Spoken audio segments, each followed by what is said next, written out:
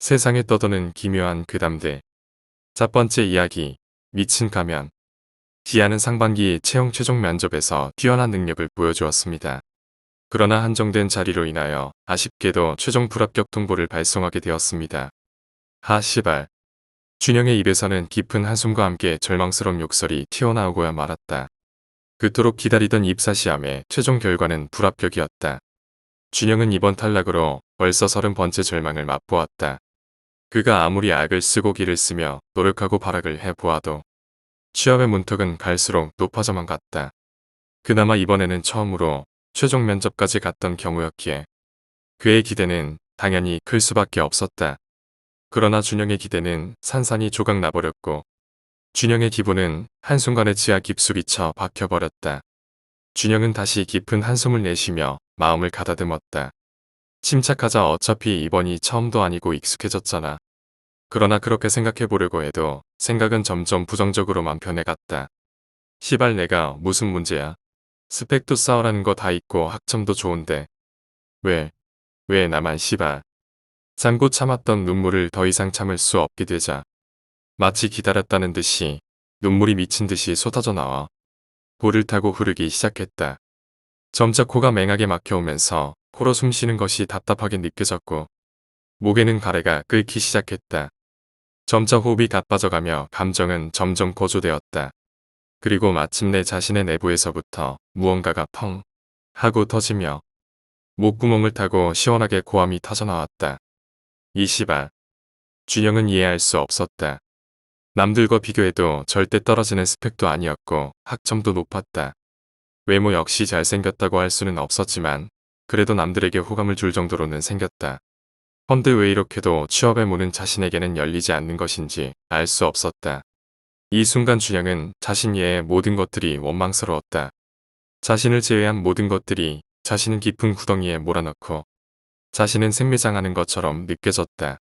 준영은 점차 자신을 향해 덮쳐오는 흙더미 속에서 울부짖고 절망했다. 괜찮아, 다 잘 될 거야. 너에겐 눈부신 미래가 있어. 그때 준성의 마음도 몰라주고 행복하다는 듯이 발랄한 노래 가사에 핸드폰 벨소리가 울려 퍼졌다. 핸드폰을 들고 발신자를 확인해보니 엄마라는 표시가 떠 있었다. 준영은 억지로 울음을 멈추고 아무렇지도 않은 듯 연기를 하며 엄마의 전화를 받았다. 엄마. 그러나 미처 눈물기를 다 지우지 못한 목소리는 미세하게 떨리고 있었고 목이 메어서인지 잔뜩 갈라지고 잠긴 목소리가 나왔다. 그것을 눈치챈 듯 어머니는 담담하고 나지막이 위로를 건넸다. 괜찮다, 다 괜찮으니까 힘내라. 내 아들아. 결국 준영은 더 이상 참지 못하고 어린아이가 되어버렸다. 나 진짜 이번에는 다 안다. 다 알아. 울지 마라. 내가 울긴 왜 울어. 다음에도 기회가 있잖니. 준영과 준영의 어머니는 그렇게 함께 울며 서로를 위로했다. 어머니와의 통화가 끝나고 준영은 마음을 다스리고 잡념을 떨쳐버리기 위해 집을 나와 공원으로 가서 무작정 뛰기 시작했다. 심장이 빠르게 뛰며 온몸으로 산소를 빠르게 공급하기 시작했고 그 심장과 발을 맞추어 호흡도 점점 더 가빠졌다. 가슴 어림에 묵직한 통증이 느껴지자 준성은 고통과 함께 어느 정도의 희열을 느꼈다. 어느새 슬픈 감정이나 불길한 느낌은 사라지고 약간의 통증과 함께 자신이 살아있다는 생기 가득한 느낌만이 자신의 안에 남아있는 것이 느껴졌다. 준영은 이러한 감정을 조금이라도 더 오래 끌고 가고자 점점 더 빠르게 발을 내뻗으며 힘차게 공원을 뛰었다. 그렇게 빠른 속도로 힘차게 뛰다 보니 결국 몸의 한계가 오고야 말았다. 준영은 결국 힘차게 달리던 몸을 세워 제자리에 쓰러지듯 주저앉아 숨을 몰아쉬기 시작했다. 점점 호흡이 회복되면서 동시에 피곤함이 다가왔다. 온몸이 무겁게 가라앉는 느낌이 들었다. 준영은 그러한 육체의 피로감을 느끼며 천천히 집 쪽으로 걸음을 옮겼다. 그렇게 천천히 집을 향해 가며 공원의 입구에 다다르자 누군가가 준영을 불러 세웠다. 이보시오. 젊은 양반. 소리가 들려온 곳을 향해 고개를 돌리자 허름한 행색의 노인이었다. 밤이라 얼굴은 자세히 보이지는 않았지만 잔뜩 굽어진 허리와 어색하게 걷는 폼을 보니 아주 늙은 사람 같았다. 저를 부르셨습니까? 준영이 자신을 가리키며 대묻자 노인은 고개를 끄덕이며 가까이 다가와 준성의 손을 덥석 잡았다. 당황한 준영이 반사적으로 손을 빼려고 했으나 노인의 악력은 예사로운 것이 아니었다. 건장한 체격을 가진 성인 남성인 준영의 힘으로도 노인의 손아귀에서 손을 뺄 수가 없었다. 놀란 준성이 무어라 말을 하려고 했으나 노인이 한 발 더 빨랐다. 그렇게 경계할 필요는 없어. 다만 몇 가지 묻고 싶은 것이 있어서 그러니. 실제로도 노인은 자신을 경계할 필요가 없다는 듯 곧 손에 힘을 풀고 두 손을 들어 올리곤 자신이 안전한 사람이라는 것을 증명하듯 모션을 취했다. 준영도 조금은 경계심을 풀고 노인과의 대화를 해보려는 식으로 질문을 던졌다.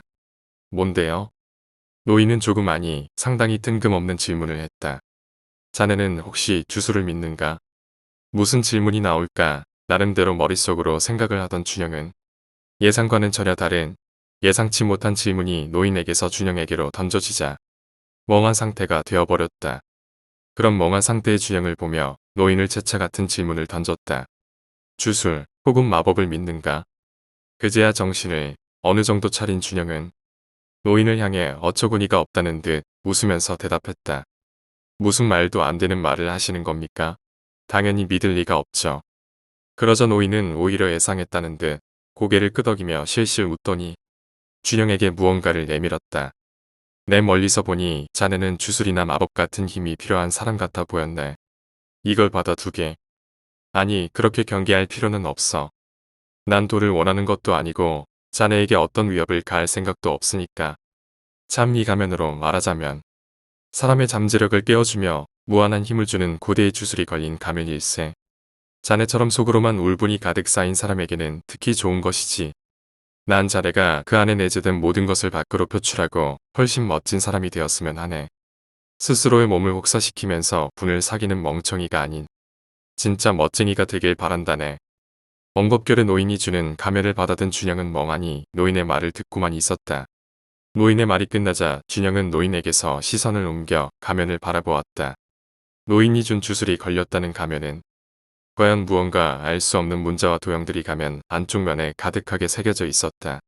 준성은 뭔가 알 수 없는 힘에 이끌리듯 가면을 얼굴에 가져다 대었다. 준성은 미처 보지 못했으나 가면 안쪽에 있는 기묘한 문자와 도형들이 태양처럼 강렬하고 밝게 타오르는 붉은 빛을 내뿜고 있었다. 그 빛은 너무나 강렬하게 뿜어져 나와 어두웠던 공원을 잠시간 마치 낮 시간처럼 밝게 만들었다. 그 붉은 조명 속에 드러난 노인의 얼굴은 사람이라고 볼 수 없을 정도로 흉측한 것이었다. 그는 온통 붉은색 근육을 그대로 드러낸 채 크고 동그란 눈알을 반짝 빛내며 활짝 웃고 있었다. 가면을 쓰자 준성은 전력 질주를 한 탓에 지쳐있던 온몸에 활력이 넘치는 기이한 현상을 경험했다. 과연 주술이 걸렸다는 말이 완전한 거짓은 아니었던 듯 온몸에 기운이 넘쳤다. 지금이라면 그 어떤 일도 할 수 있을 것 같다는 자신감이 생기고 있었다. 마치 만화나 영화 속에 등장하는 초인적인 영웅이 된 것 같은 느낌이 들었다. 기분이 좋아진 준성은 노인에게 감사의 인사를 건네려고 노인을 찾았으나 어느새 노인은 마치 처음부터 존재하지 않았던 것처럼 감쪽같이 사라져버린 후였다. 준영은 갑자기 사라져버린 노인이 조금 의아하기는 했지만 굳이 더 노인을 찾아야 할 만한 이유는 찾지 못했다. 그는 가면을 그대로 쓴 채로 가벼운 몸으로 기분 좋게 집으로 달려갔다. 달리는 내내 몸은 깃털처럼 가벼웠으며 지치기는커녕 뛸수록 점점 가속도가 붙어 엄청난 속도감이 느껴졌다. 집에 거의 도착했을 즈음에는 느껴지는 속도가 거의 고속도로를 달리는 자동차 정도로 느껴질 정도였다. 준영은 다시 속도를 줄여 가벼운 마음으로 집에 들어갔다. 집에 들어온 이후에도 온몸에 넘치는 활력은 여전했다. 준영은 뿌듯한 느낌으로 거울 앞에 섰다. 그리고 곧 준영은 굳어지듯 놀라고 말았다. 거울에 비친 준영의 모습은 평소와 다를 것이 없었다. 그것이 문제였다. 가면은 거울에 전혀 비치지 않았다. 분명히 가면을 쓰고 있음에도 불구하고 거울에는 준영의 맨 얼굴만이 비치고 있었다. 놀란 준영은 자신의 얼굴을 더듬어 가면을 만져보았다. 준영의 손에는 분명히 나무 재질 특유의 느낌이 전해지고 있었다. 가면이 밖으로는 보이지 않음을 알게 된 준영은 속으로 회심의 미소를 지었다. 동시에 준영은 혹시나 싶어 얼굴에 물을 뿌려보았다. 과연 오묘한 주술이 걸려있는 듯 가면을 통과해 자신의 본 얼굴에 물이 닿음이 느껴졌다. 이 가면을 쓰고 있는 한 준영은 초인이 될 수 있었다. 게다가 가면을 벗을 필요도 없음을 알게 되자 준영은 환호성을 지르고 싶어졌다. 이전과는 다르게 그러한 마음이 듦과 동시에 바로 환호성이 입 밖으로 튀어나왔다. 그 환호성을 들으면서 준영은 자신의 인생이 오늘은 기점으로 완전히 바뀔 것임을 예측할 수 있었다. 처음 가면을 쓰고 난 이후 준영은 모든 일에 자신감이 붙었다. 어딜 가든 당당했고 몸에 힘이 넘쳤고 컨디션은 항상 최고를 달렸다. 한 달이 지나고 그동안 준영은 또 여러 면접을 보았다. 가면으로 인해 자신감이 생겨서인지 준영의 취업은 훨씬 쉬워졌다. 면접에 자신감이 붙으니 곧 합격을 알리는 통지가 심심찮게 날아오고 있었다.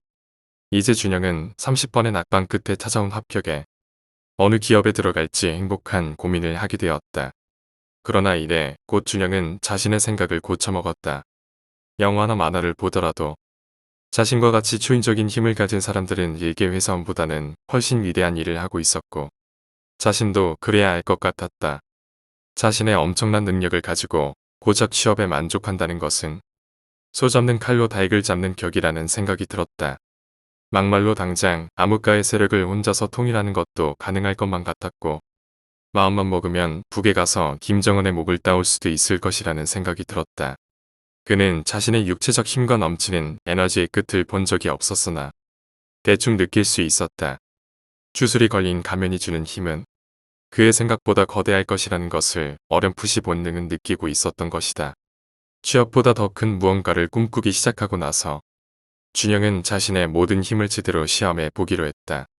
준영은 활동이 편한 트레이닝복을 입고 자신에게 힘을 주었던 장소인 공원으로 갔다. 밤이 되어서인지 사람은 거의 보이지 않았고 온통 적막함만이 공원을 가득 채우고 있었다. 준영은 공원 가운데에 있는 트랙으로 가서 천천히 온몸을 긴장시켰다. 그는 자신이 얼마나 빠르게 달릴 수 있을지를 시험해 보고자 했다. 준영은 잠시 호흡을 가다듬었다. 사실 따로 호흡을 가다듬을 필요도 없이 항상 최상의 상태를 유지하는 그의 몸이었지만 왠지 예전의 버릇이 그대로 나왔다. 준영이 한 발을 강하게 내디뎌 지면을 박차해 그의 몸은 마치 총알처럼 빠르게 앞으로 튀어나갔다.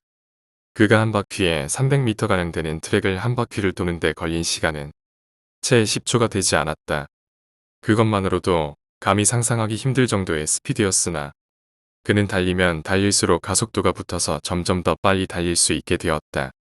준영은 자신이 너무 빨리 달려서 주변의 사물이 완전히 제 모습을 잃고 온통 선으로 변해버린 2차원의 세계가 눈앞에 펼쳐지고 나서야 몸을 멈추었다.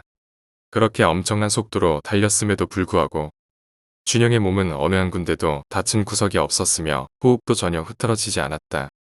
준영은 자신의 속도에 희열과 공포를 동시에 느꼈다. 그제서야 자신이 도저히 사람이라고 부를 수 없는 생명체가 되었다는 것을 깨달았기 때문이었다. 속도에 대한 것을 시험한 이후 준영은 다른 것을 더 시험해보는 것은 의미가 없다는 생각이 들었다. 그 엄청난 속도를 버텨낸 근육이라면 자신의 모든 능력은 인간 개인으로서는 감히 상상도 할 수 없는 힘을 품고 있다고 보는 것이 옳았다. 그때 준성의 귀로 조용한 공원에 적막감을 찢는 날카로운 고음의 비명소리가 들려왔다. 다른 생각을 할 틈도 없이 몸이 먼저 반응해 움직였다. 움직여야겠다는 마음이 든 순간 준영은 이미 비명의 근원지에 도달해 있었다. 준영이 도착한 곳에는 옷이 거의 걸레 수준으로 찢어진 채 드문드문 하얀 속살을 드러낸 낭패한 몰골의 여성이 있었다. 그리고 그 주위를 둘러싸고 꽤나 힘을 쓸 것 같은 덩치들이 실실 쪼개며 여인을 희롱하고 있었다. 그들은 여전히 준영이 나타난 것도 모르고 여자를 거칠게 다루고 있었다. 가장 먼저 준영의 등장을 눈치챈 것은 피해자 여성이었다. 제발 도와주세요. 뒤늦게 준영을 알아챈 덩치들은 여자의 입을 거칠게 막으며 준영을 매섭게 노려보았다. 꺼져 이 시발 새끼야. 즐거움을 방해당해서인지. 덩치들은 준영을 보자마자 위협적으로 다가가 손을 번쩍 들어 올리며 욕설을 내뱉었다. 예전의 준영이라면 몰라도 현재의 준영은 그런 모욕을 참아 넘길 이유가 없었다. 준영은 별 생각 없이 자신의 뺨 쪽으로 날아드는 손을 거칠게 낚아챘다. 그는 그저 손목을 살짝 잡아 덩치 한 놈을 제압할 생각이었다. 그런데 준영의 의도와는 달라도 너무 다른 상황이 벌어져 버렸다. 휘마디가 가루가 되는 듯한 소리와 함께 준영에게 위협을 가하려던 덩치의 손목, 아니 팔 한쪽 전체가 야채로 몸에서 분리되어 공중에 피를 분사하며 떨어져 나갔다. 준영에게 위협을 가하려던 덩치는 근육과 피부가 찢어진 채 몸통에서 떨어져 나간 고통에 눈을 허옇게 까뒤집고 온몸을 부들부들 떨며 경련을 일으키다가 곧 움직임을 멈추었다. 움직임을 멈춘 것은 그뿐이 아니었다. 강간을 당할 위험에 빠져 두려움을 떨던 여인도 너무나 현실감이 없는 이 광경에 할 말을 잃고 멍한 상태에 빠졌고 계속 여성을 희롱하며 시시덕거리던 다른 덩치 5명도 그대로 얼음처럼 굳어져 버렸다. 준영 역시 덩치의 몸에서 뿜어져 나온 피를 온몸에 적시고 멍하니 굳어진 채로 아무런 행동을 하지 못했다. 그나마 가장 먼저 정신을 차린 것은 그 안에 존재하던 유일한 여성이었다. 그녀는 아직도 분수처럼 뿜어져 나오는 피를 보며 경악해서 계속 비명을 질러댔다. 그리고 뒤이어 정신을 차린 덩치들은 누가 먼저랄 것도 없이 준영에게 달려들었다. 이 시발 새끼가 망치의 복수다. 죽어. 준영은 다른 5인의 덩치들이 자신을 덮쳐오자 이번에도 반사적으로 몸을 움직였다. 그리고 준영의 움직임에 대가는 그전보다 참혹한 광경을 만들어 놓았다. 가장 큰 덩치를 자랑하던 뚱뚱한 녀석은 가슴이 완전히 함몰되어 몸의 구멍이란 모든 구멍에서 피를 쏟아내며 나가 떨어졌고 그나마 날렵하게 생겼던 녀석은 얼굴이 통째로 사라져 버렸다. 중간에 체격을 지녔던 놈은 머리가 찌그러지면서 이마가 입까지 내려온 채 찌그러져 죽었다. 그리고 다른 3명의 죽음을 딛고 준영에게 공격을 성공시켰던 2명은 각기 팔과 다리가 비정상적인 방향으로 뻗겨버렸다. 준영은 고통에 몸부림치면서도 치명타를 입지 않아 아직까지 살아있는 2놈에게 다가갔다. 그러자 그들은 몸을 부들부들 떨며 미친 듯이 소리를 지르며 발악했다. 저리 꺼져. 제발 오지 마. 오지 말라고 이 시발놈아. 그들은 욕설을 거칠게 내뱉으며 고함쳤으나 곧 오줌을 지렸고 자신들의 바지가 축축하다고 느끼기도 전에 머리가 터져 죽고 말았다. 준영은 복잡한 심경이 되어 천천히 성폭행을 당하고 있던 여자에게로 다가갔다. 그녀 역시 이미 지린내 나는 물을 배출한 채로 온몸을 바들바들 떨고 있었다. 충격이 컸는지 그녀는 제대로 된 말도 아닌 그저 목에서 나오는 소리에 불과한 것들을 내뱉고 있었다. 준영은 친절하게 웃으며 그녀에게 얼굴을 들이밀었다. 그리고 나지막한 목소리로 조용하게 그녀에게 귓속말을 건넸다. 다 봤죠? 여인은 이제 미친 듯은 눈물을 쏟으며 무어라 무어라 말하려는 듯했으나 준영은 알아들을 수 없었다. 또 알고 싶지도 않았다. 의도한 건 아닌데 저도 어쩔 수 없네요. 준영은 그녀에게 마지막을 통보했다. 집에 돌아온 준영은 제일 먼저 욕실에 들어갔다. 거울에는 온통 피범벅이 된 혈안이 반사되어 비치고 있었다. 문득 헛웃음이 나왔다. 준영은 본의 아니게 영웅이 아닌 악당이 되어버렸다. 그는 아무 죄 없는 여인을 살인해 목격자라는 이유로 죽여버린 살인자일 뿐이었고 악당일 뿐이었다.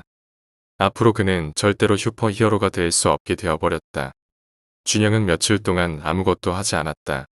잠을 자지도 않았고 밖에 나가지도 않았다. 무언가를 먹지도 않았다. 그저 생각하고 또 생각했을 뿐 다른 행동은 아무것도 하지 않았다. 준영이 그토록 매달렸던 생각은 자신의 행동이었다. 그는 그동안 강해진 힘으로 무엇을 파괴한 적이 없었다. 그런데도 그날 공원에서는 무지막지하게 사람을 죽여버렸다. 그 이후에도 죄책감은 전혀 들지 않았다는 것이 더욱 큰 문제였다.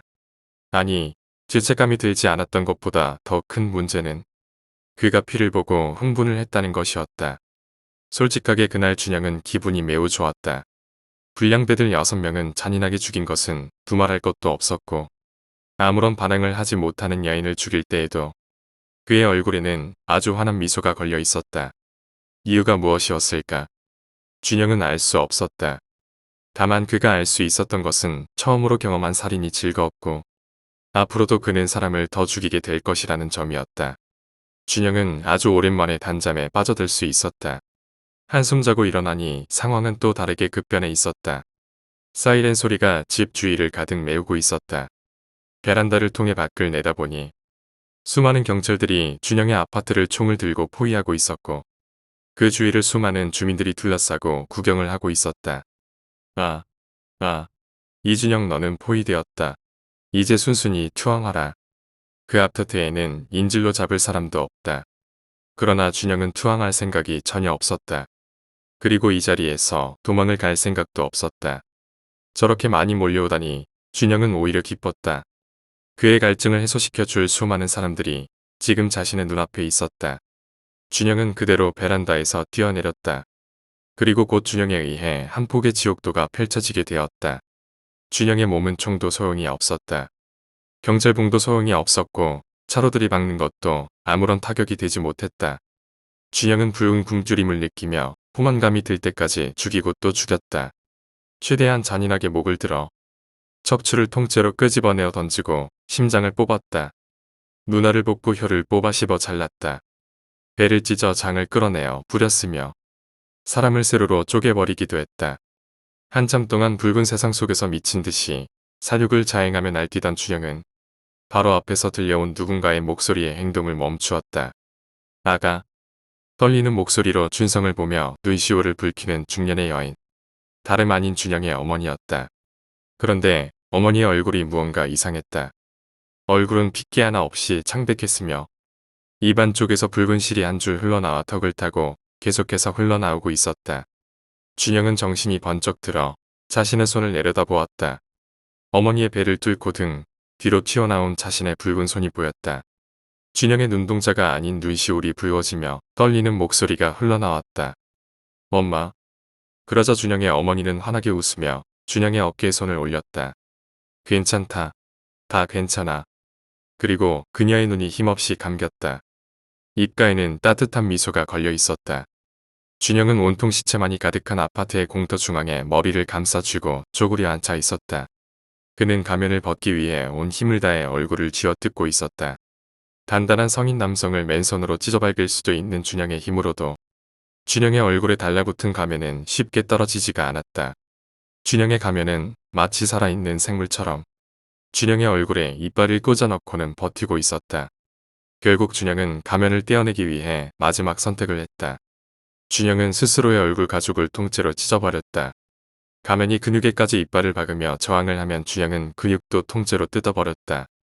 마침내 준영은 가면을 벗을 수 있었다. 그러나 준영은 제대로 웃을 수도 없었다. 얼굴의 근육은 망가질 대로 망가져 뭉개져 버렸고 얼굴 가죽은 억지로 벗겨져 버린 탓에 듬성듬성 얼굴에 붙어 있었다. 준영은 마침내 온몸에 피로가 몰려옴을 느끼며 몸을 땅에 뉘었다. 그의 눈에서는 끝없이 후회와 회한의 눈물이 흘러나오고 있었다. 그의 눈이 닿는 곳 그곳에는 그의 어머니가 인자하게 미소 짓고 있었다. 두 번째 이야기. 여행. 사람들은 스스로 느끼길 자신이 지치거나 피곤한 생각이 들 때면 종종 잠깐의 휴식보다는 어디론가 훌쩍 여행을 떠나고 싶은 충동이 들곤 해. 완전 무계획의 일탈. 나그네가 되어 정처 없이 떠돌아다니는 말 그대로 여행. 근데 여행을 떠나는 사람들의 대부분은 위에서 말한 내 말과는 좀 다를 거야. 그들은 대부분의 여행을 완전한 본인의 의지에 의해서가 아닌 피곤을 풀기 위한 휴식의 영양분이 아닐 테니까 말이야. 남는 거라곤 시시껄렁한 사진 따위와 약간의 추억 정도. 나도 여행을 떠나게 됐어. 아, 남들처럼 계획된 여행이냐고? 아니, 난 혼자 여행을 떠나게 됐어. 계획되지 않은 여행. 금요일 저녁 퇴근하는 길이어서 그늘도 어김없이 지하 주차장에 차를 떼놓고 계단을 오르려고 하는 중이었지. 헌데 계단에 발을 올려놓자마자 멍하니 망상에 빠지게 되고 말았어. 묘한 이끌림에 따라서 난 내가 주차했던 차에 다시 오르게 됐고 지금 이렇게 도로를 달리게 됐지. 어디로 가야 할까? 난 불현듯 작년에 래프팅 하던 강원도 내린천이 떠올랐어. 사람이 많고 적고는 문제가 되지 않았어. 그냥 지금이 한창 래프팅 철이라. 또 혹시 모를 만남에 대한 그런 막연한 기대감. 그렇게 한참을 달리니 홍천 초입 간판이 보이기 시작했어. 톨게이트를 나오고 국도로 인제까지 한 30분이 걸리니 이제 뭐 거의 다 왔다 싶었어. 때가 때인지라 도로엔 차가 굉장히 많더라고. 그 많은 차 사이를 피해 가며 난 내가 전역한 군부대를 찾기 시작했어. 아마 대부분의 예비역들은 나 같은 짓을 할 거라고 믿어. 2년을 고생한 곳인데 생각이 안 날 리가 있겠어? 난 국도 오른쪽에 굴다리로 이어진 갓길 쪽으로 차를 돌렸어. 그리고 그 굴다리 끝엔 내가 전역한 부대가 보이기 시작했어. 정말 만감이 교차하는데 위병소에 들어가서 근무를 서고 있는 군바리들을 보고 있자니 불쌍하기도 하면서도 다른 한편으론 고소한 생각까지도 들었어. 정말 별의별 생각이 다 들었지만 종국에 남는 건 결국 즐거움이었어. 쟤들은 군인, 난 민간인. 그렇게 부대 앞에서 담배를 한 대 다 태우고 난 다시 국도를 타고 그곳을 벗어났어. 내가 자주 지나쳤던 곳으로 향하기 시작했지. 바로 내린천이 있는 인제의 현리라는 곳이었어. 시계를 보니 저녁 8시를 훌쩍 넘긴 시간이었어. 난 혹시나 하는 마음에 터미널 쪽에 차를 대고 근처 국밥집을 찾기 시작했어. 다행히 아직 불이 켜져 있더라고. 들어가니 반가운 얼굴이 보이기 시작했어. 서기님은 무척이나 당황스러운 표정으로 영업이 끝났으니 라는 말을 흐리셨어. 그 당황한 표정은 즐거운 표정으로 바뀌셨고 난 곧 서기님께 안겼지. 주승아, 너 안구랑은 아직도 연락은 하니? 네 뭐, 카톡하고 연락하고 그렇죠 뭐. 하, 신기하네. 이렇게 질기게 찾아오는 것도 신기한데. 아직도 친한 게 난 더 신기하네. 하하. 서기님의 얼굴이 벌겋게 달아올라서 몸이 기우뚱하는데. 난 안 되겠다는 생각이 들어서 서기님을 집에 데려다 드리려고 했어. 야, 너 음주운전 하려는 거니? 제정신이니? 큰일 나 진짜. 큰일 날 놈이네 이거. 괜찮아요 안 걸려요. 그게 아니라 사고 나잖아. 그 정도 정신은 아직 있으니까 괜찮아요. 보세요. 아직 멀쩡하죠. 한 잔 더 해야 하는데 하. 다음에 또 찾아뵐게요. 오늘은 그냥 들어가세요. 그래 알았다. 근데 너를 어디서 자냐? 잘 데는 있냐? 그게 아직 정하지는. 야, 그럼 우리 집 같이 가자. 난 작년 서기님 펜션에서 잠을 잤을 때 갓난아기를 안고 있었던 서기님 아내분이 생각났어. 서기님 애기 잘 크고 있어요? 그럼 쑥쑥 잘 자라고 있지. 전 그냥 여기 근처 아무데나 구해서 자던가 할게요. 서기님 먼저 들어가세요. 아, 왜 그래. 그냥 가 임마. 그렇게 서기님은 한참이나 날 데려가려고 악을 쓰셨어. 별로 좋지 못한 표정으로 앉아있던 택시 기사가 눈에 걸려. 난 난처하지 않을 수 없었어. 그런 상황 속에서도 서기님은 어디론가 전화를 하셨는데 자정을 간 넘긴 시간이라 그런지 누군가와 열심히 통화를 하시더니 이내 전화기를 나한테 넘기셨어. 그리고 전화기 너머로 웬 낯선 사람의 목소리가 들리기 시작했어. 예, 여기가 어디냐면 진다리 주유소 보이시죠? 거기서 국도 타고 쭉 들어오시면 번지점프 하는데 나오는데 거기서 바로 오른쪽으로 틀면 제일 오른 구석에 펜션 하나 있어요. 거기로 오시면 돼요. 그 뒤로도 서기님이 내미신 10,000원짜리 2장에 난 극구 사양하다가 택시기사와 눈을 마주치곤 그냥 받아버리고 말았어. 펜션이라. 펜션. 주승아. 꼭 대리 불러서 가라. 그리고 펜션 값은 내가 낼 테니까 넌 그냥 푹 쉬다가. 알겠어. 몇 번이나 고개를 숙이고서야 서기님을 태운 택시는 내 시야에서 사라졌어. 택시가 완전히 사라지자 난 주머니에 있는 담배를 꺼내 불을 붙이고 차에 올랐어. 이 길을 1년도 넘게 달렸는데 난 눈 감고도 줄줄이 웰 정도의 길을 굳이 돈을 내고 가고 싶지 않았어. 겉보다도 미세한 빛에 넣을 때는 내린천의 시원한 물과 물소리가 듣기 좋아서 난 직접 차를 끌고 가기로 마음을 먹었어. 1년 만에 38번 국도를 다시 달리게 된 나는 알딸딸한 지금 술기운과 더불어 옛 추억에 잠기게 됐어. 여기 이 길은 초심자들에겐 별로 추천하고 싶지 않은 그런 길이야. 왜냐면 굉장히 구불구불하기 때문이지. 왼쪽엔 내린천이 있어서 핸들을 잘못 꺾었다간 그대로 물속에 입수하는 그런 구조라. 운전자들은 서로를 배려해 올라가는 차량은 최대한 산 쪽으로 차를 몰았고 내려가는 차량은 최대한 물 쪽을 피해 중앙선을 걸터 앉아가곤 했어. 이곳은 밤 9시만 돼도 차가 거의 없었기에 지금 시간대엔 차가 한 대도 안 보였지만 난 본능적으로 차를 산 쪽에 붙여서 몰고 가고 있었어.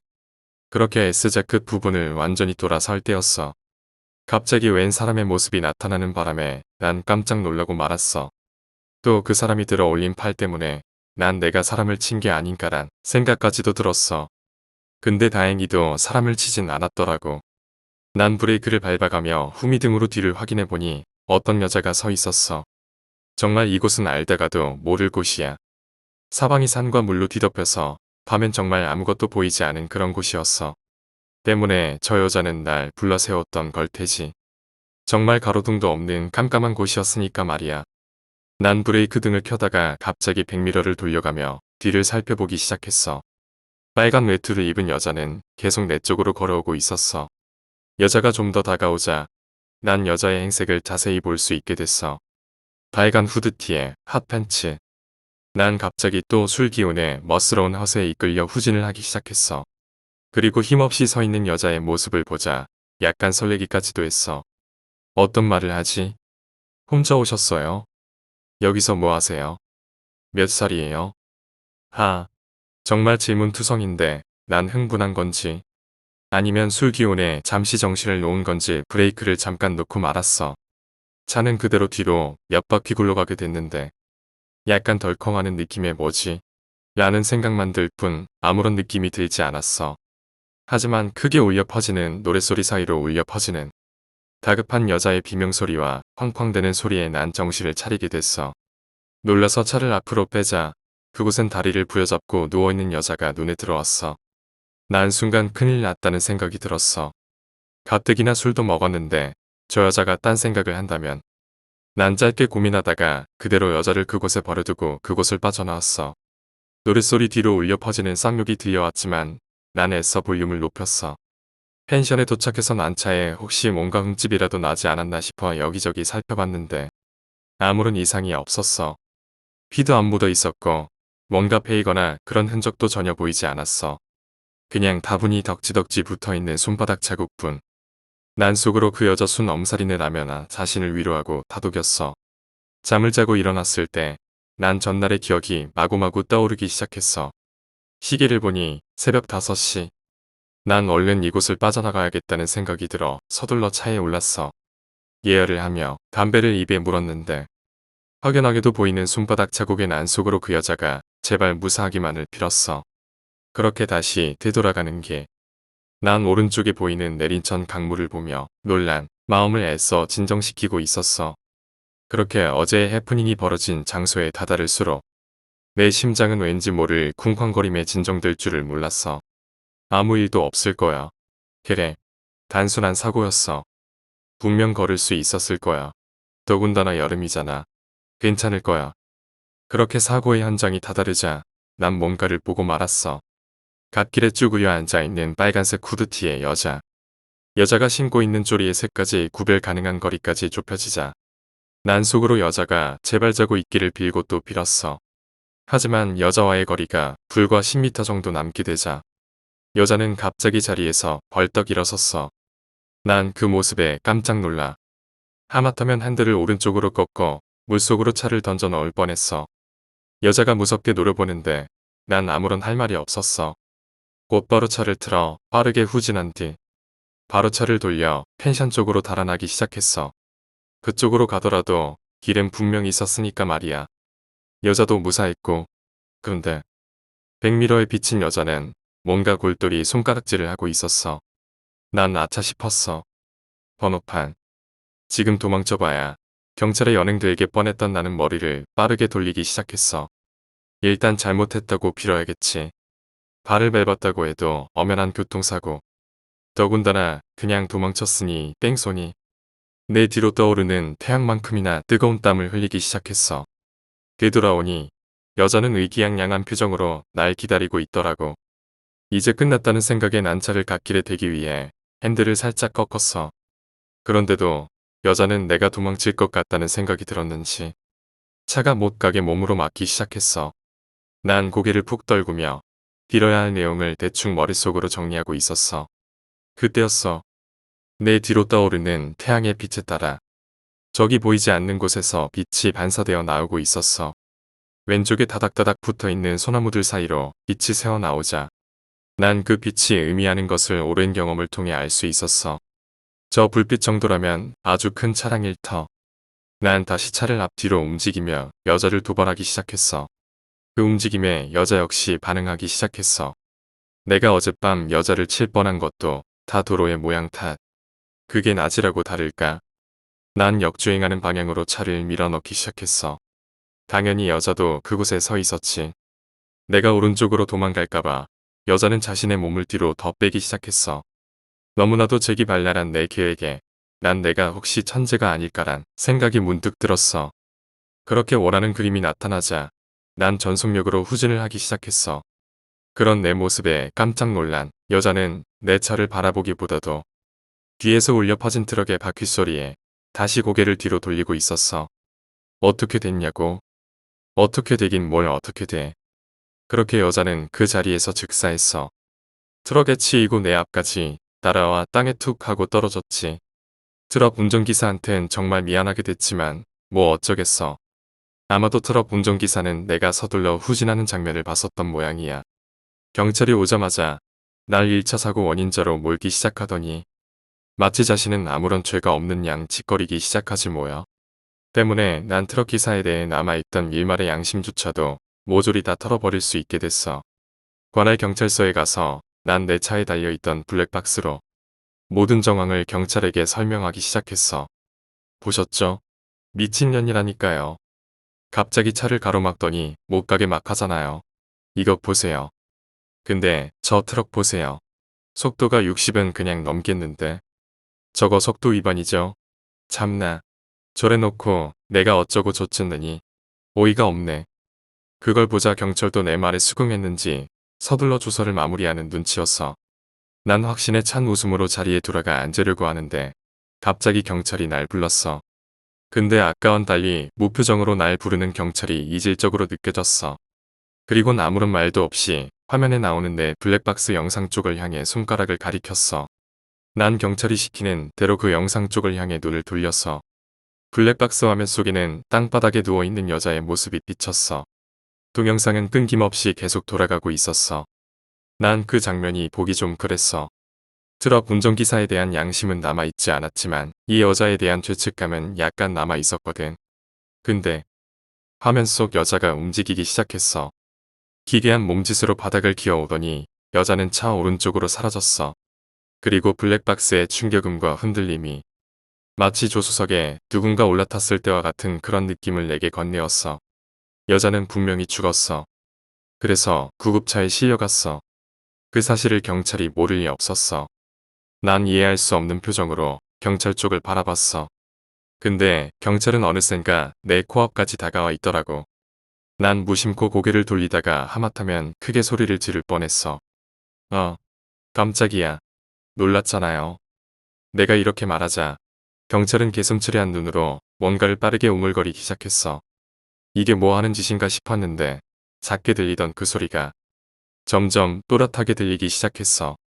왜 그랬어? 왜 그랬어? 난 순간 선체로 정신이 아득해지는 느낌을 받았어.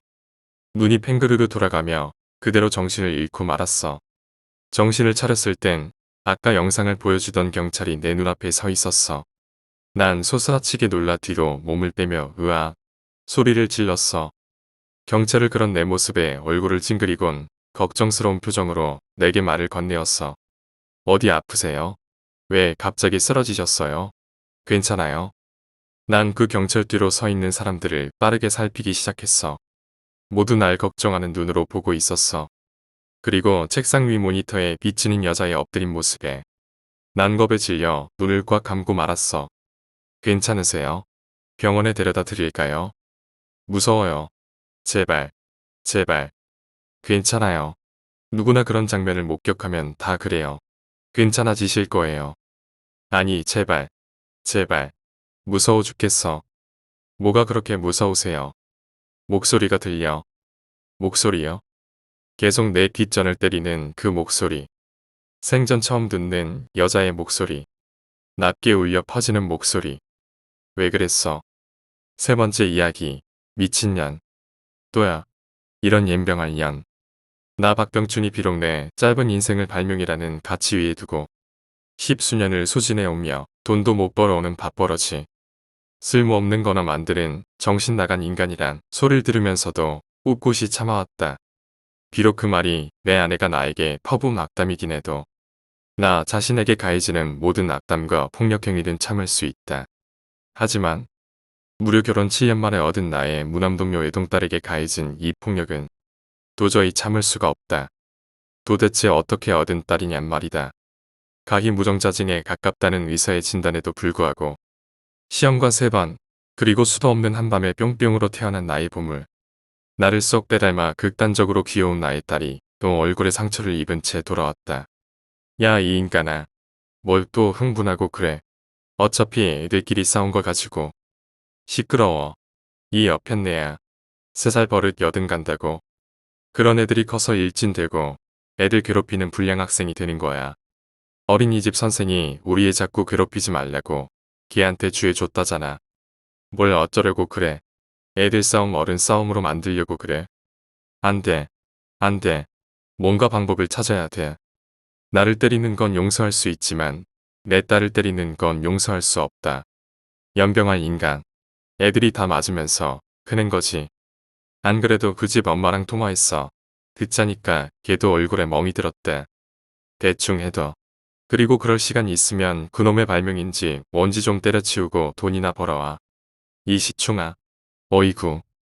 역시나 아내는 악담을 늘어놓고는 딸을 데리고 사라졌다. 그러나 나는 참을 수 없다.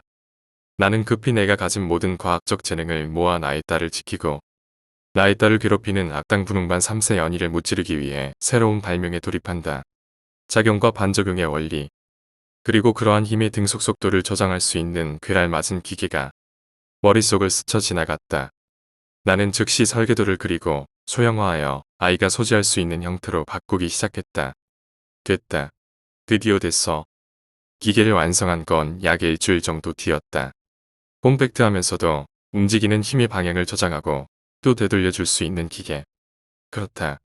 이른바 무지개 반사라고 명명된 나의 이 발명품은 내 딸에게 가해질지도 모를 분홍반 연희의 폭력을 기계 내부에 저장했다가 동일한 부위에 다시 되돌려주는 극강의 방어 기능을 가진 기계인 것이다. 나는 손이 떨려왔다. 이것이 있으면 나의 딸을 지킬 수 있는 것과 동시에 전국에 있는 모든 빵셔트, 찐따들을 잔악한 일진들로부터 구해줄 수 있을 것이다. 야, 이거 출시되면 대박이겠는데. 나는 이 발명품을 착용한 여아를 건드렸다간 고형 후기고 뭐고 간에 죄다 치질이 걸리고 말 거라는 자신만만한 악담을 늘어놓으며 등굣길에 나서는 딸의 주머니에 슬며시 그것을 넣어둔다. 하지만 최초로 제작한 시제품이기도 하고 웬슬에 당장 분란의 소지를 만들 필요는 없을 듯하여 계기를 조정, 착용자에게 가해진 물리적 힘이 되돌아가는 시기를 3시간 뒤로 맞춰 놓는다. 생각해보라. 불쌍한 내 딸을 괴롭히는 분홍반 3세 연희는 가락한 미소를 지으며 딸의 팔뚝을 꼬집어보지만 3시간 뒤 연희 역시 통렬한 통증을 느끼게 된다. 허나 그때는 이미 3시간이 지난 후다. 아무런 증거도 분란의 씨앗도 남지 않으며 그때쯤 나의 딸은 이미 집에 와 있을 것이니 알리바이 역시 완벽해진다. 예승아, 어린이집 잘 갔다 와. 선생님 말 잘 듣고. 아빠, 어린이집 안 갈래. 안 갈래. 안 돼. 오늘은 꼭 가야 돼. 기필코 가야 돼. 연희, 이 망할 계집아니 연희랑 재밌게 잘 놀아. 이제 겨우 3살인 내 딸은 말도 아직 어설프다. 그런 아이가 친구의 괴롭힘 때문에 이렇게 나에게 매달려 어린이집에 가지 않겠다고 하는 걸 보니 또 한 번 가슴이 찢어질 듯 괴롭다. 허나 이제는 걱정 없다. 나의 희대 역작, 최고의 발명품 무지개 반사가 나의 딸을 지켜줄 것이기 때문이다. 그날 오후 직장에 다니는 아내 대신 나는 어린이집으로 딸을 데리러 간다.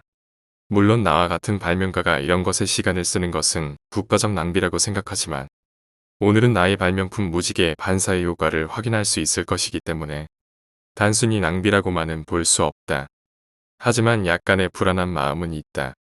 혹시라도 오늘은 연희가 어린이집에 안 나와 딸이 괴롭힘을 당하지 않았다거나 그 못된 마귀 같은 연희가 갑자기 개과천선하여 나의 딸을 더 이상 괴롭히지 않았다거나 하는 일이 생기면 나의 발명품이 무용지물이 되기 때문이다.